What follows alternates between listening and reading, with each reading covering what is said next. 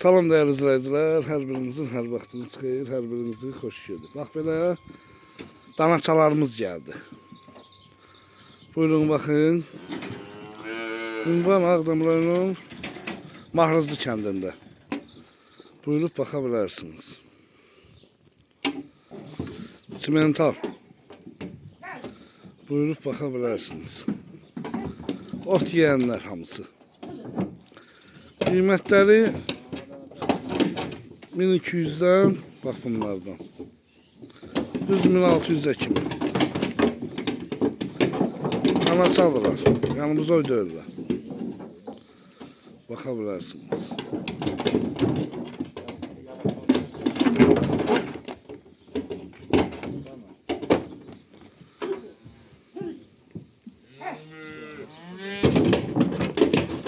Anguslar.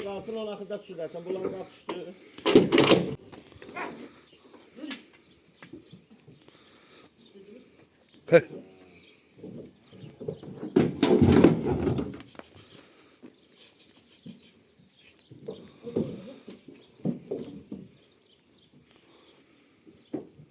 Simental.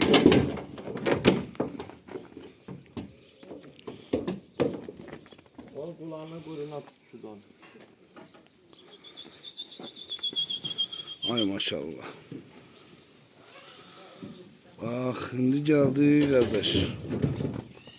Tarasın.